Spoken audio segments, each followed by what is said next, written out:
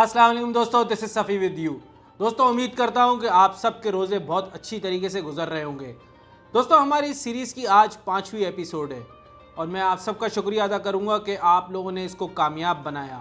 کیونکہ دیکھیں جب بھی اللہ اور اس کے رسول کی بات ہوتی ہے تو یہ ہمارا فرض ہوتا ہے کہ ہم اس کو سنیں بھی، سمجھیں بھی اور دوسروں تک پہنچائیں۔ تو ہمیشہ میں آپ سے کہتا ہوں کہ جو بات بھی ہمارے اور آپ کے درمیان ہوتی ہے اس پوری سیریز میں، اس کو ضرور دوسروں کے ساتھ شیئر کریں۔ کیا پتہ کسی کے جو ہے وہ دل میں یہ بات بیٹھ جائے اور اس کی زندگی بدل جائے۔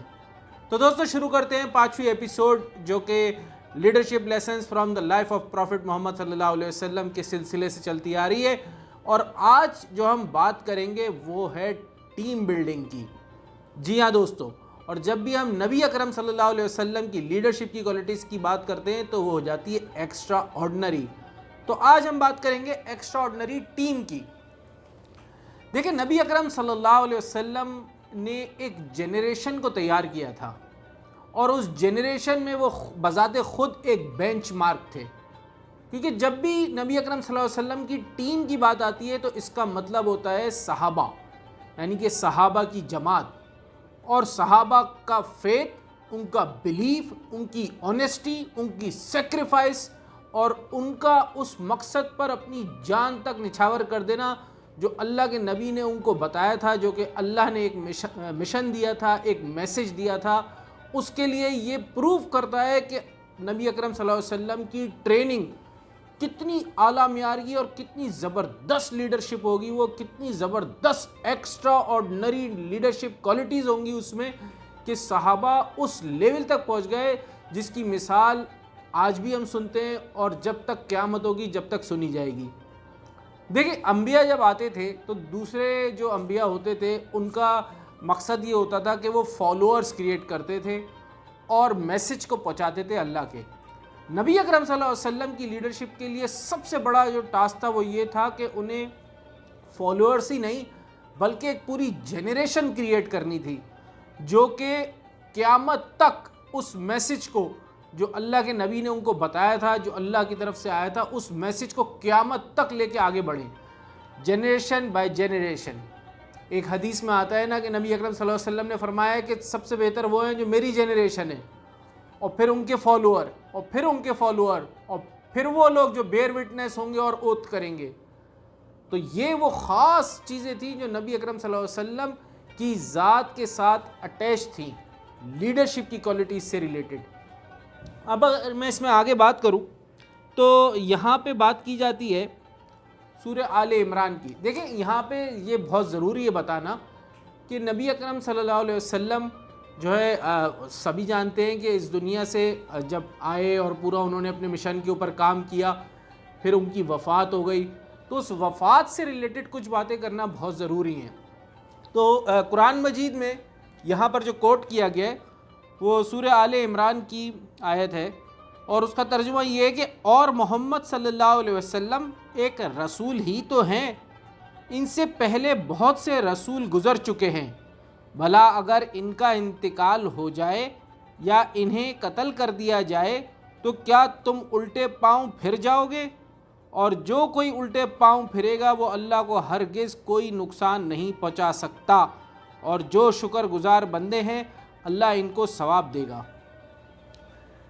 دیکھیں اسی کی جو تشریح یہاں لکھی ہے اس میں یہ لکھا ہے کہ دیکھیں نبی اکرم صلی اللہ علیہ وسلم کو جو ان کا بالکل آخر کے سال تھے، آخر کا وقت تھا، پھر مہینے،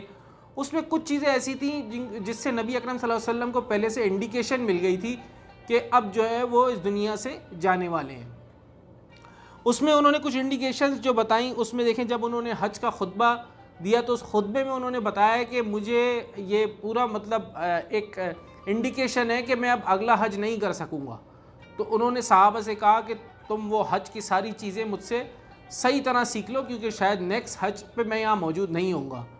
حضرت جبرائیل علیہ السلام ہمیشہ ان کو قرآن سنایا کرتے تھے، لیکن اس سال انہوں نے 2 دفعہ قرآن سنایا اور افرمیشن کی، اس کی کریکٹنیس کی۔ اس کے علاوہ ایک صحابی تھے جن کا نام تھا معاذ بن جبل۔ جب نبی اکرم صلی اللہ علیہ وسلم نے ان کو یمن کے لیے روانہ کیا تو ان کو یہ بتایا کہ جب تم واپس آؤ گے تو شاید تم صرف میری قبر مبارک دیکھو اور میں یہاں موجود نہ ہوں۔ تو یہ ساری انڈیکیشنز تھی جس سے ان کو یہ پتہ چل گیا تھا کہ اب ان کے وفات کا وقت قریب ہے۔ نبی اکرم صلی اللہ علیہ وسلم نے اپنے ایک صحابی سے فرمایا کہ اللہ رب العزت نے مجھے چوائس دی کہ یا تو تمہاری مرضی ہے، دنیا کے جتنے خزانے ہو سب کی چابیاں تمہارے حوالے، اور تم قیامت تک دنیا میں رہو اور اس کے بعد جنت میں داخل ہو جاؤ، اور دوسرا آپشن یہ تھا کہ میں یعنی اللہ بذات خود ان سے ملاقات کے لیے بے قرار تھے، تو وہ چاہتے تھے کہ یا مجھ سے ملاقات کرو اور پھر جنت میں چلے جاؤ۔ تو نبی اکرم صلی اللہ علیہ وسلم نے آف کورس، کیونکہ ان کا جو کنیکشن تھا اللہ کے ساتھ، جو محبت تھی، اس کی بنیاد پہ انہوں نے اس کو چوائس کیا کہ میں اللہ سے ملاقات کروں گا اور پھر جنت میں جاؤں گا۔ اب یہاں پہ دیکھیں، انہوں نے پہلے میں یہاں پہ ان کی 3 باتیں ضرور بتاؤں گا۔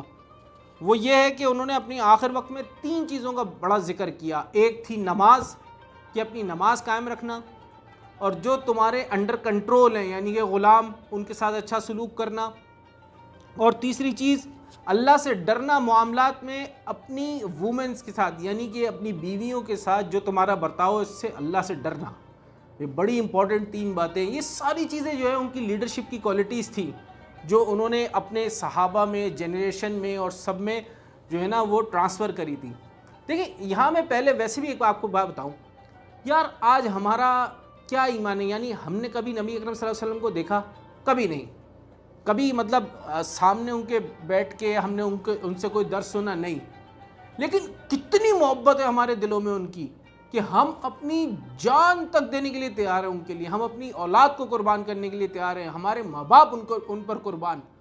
تو سوچیں کس لیول کی لیڈرشپ اور ٹریننگ تھی ان کی، اور کیا خاصیت تھی کہ آج تک اتنے سالوں گزرنے کے بعد بھی اور قیامت تک لوگ ان پر جان نچھاور کرنے کے لیے تیار ہیں۔ یہ ہوتے ہیں لیڈر، وہ فرنٹ کہتے ہیں نا کہ فرنٹ سے لیڈ کرنا اور اب مثال قائم کرنا خود عمل کر کے ایسی۔ اچھا اب ان کی بات ہو رہی ہے ان کی ٹیم کی۔ جب نبی اکرم صلی اللہ علیہ وسلم اس دنیا سے جانے کا ان کا وقت آیا تو سوچیں کتنا سخت وقت ہوگا صحابہ کے لیے، کیونکہ وہ تو ان سے بہت محبت کرتے تھے۔ آپ نے سنا ہی ہوگا کہ حضرت عمر رضی اللہ تعالیٰ عنہ جب ان کی وفات کا پتہ چلا تو انہوں نے تلوار نکالی اور مسجد نبوی میں کھڑے ہو گئے کہ خبردار جو کسی نے یہ کہا کہ نبی اکرم صلی اللہ علیہ وسلم اس دنیا سے چلے گئے، میں اس کا سر قلم کر دوں گا۔ مطلب اتنا زیادہ محبت اور گریف تھی۔ تو اس وقت جن کے بارے میں اللہ کے نبی فرماتے ہیں کہ میرا سب سے اچھا دوست، میرا سب سے اچھا اسلام کا کمپینین اور ویلتھ کے لحاظ سے بھی، وہ حضرت ابو بکر صدیق رضی اللہ تعالیٰ عنہ ہیں، اور وہ مجھ سے سب سے زیادہ اور میں اس سے سب سے زیادہ محبت کرتے ہیں۔ تو حضرت ابو بکر صدیق رضی اللہ تعالیٰ عنہ ان کے سب سے پہلے اسٹوڈنٹ تھے،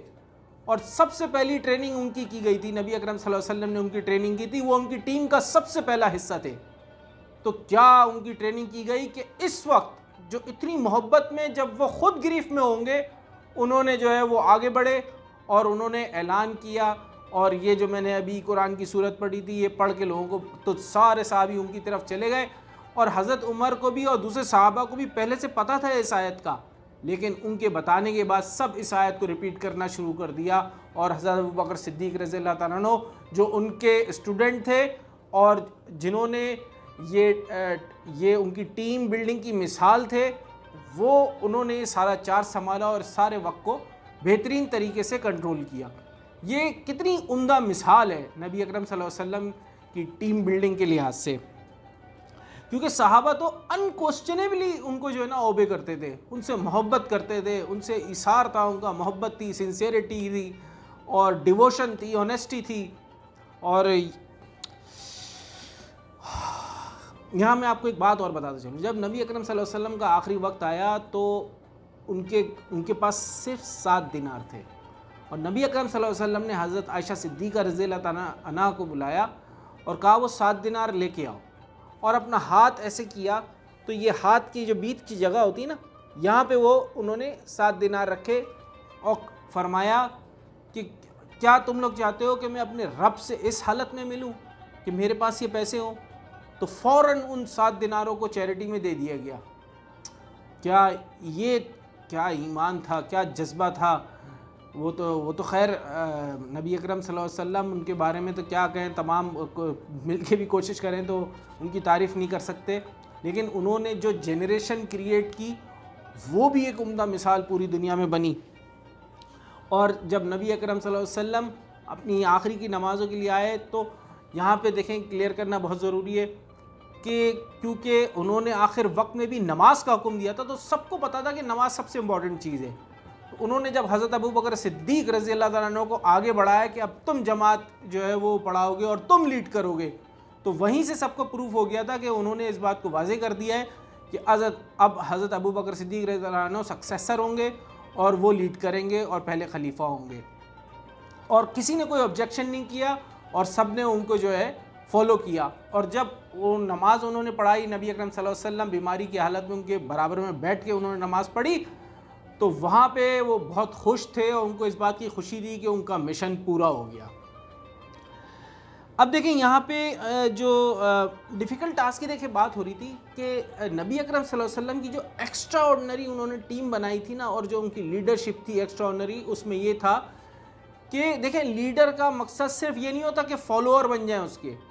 اس کا سب سے ڈیفیکلٹ ٹاسک یہ ہوتا ہے کہ جو ڈریم وہ کر رہا ہے وہ ساری اس کی جنریشن بھی وہی ڈریم کرنے لگے، تو جب سیم ڈریم ہو جاتا ہے تو پھر جو ہے اس کے اوپر سب اتنی سنسیئرٹی کے ساتھ کام کرتے ہیں اور آگے بڑھتے ہیں۔ یہاں پہ جو ہے وہ یہ بات میں آپ کو اور بتاتا چلوں کہ دیکھیں جو لیڈرشپ کی پاسبلٹیز ہوتی ہیں نا،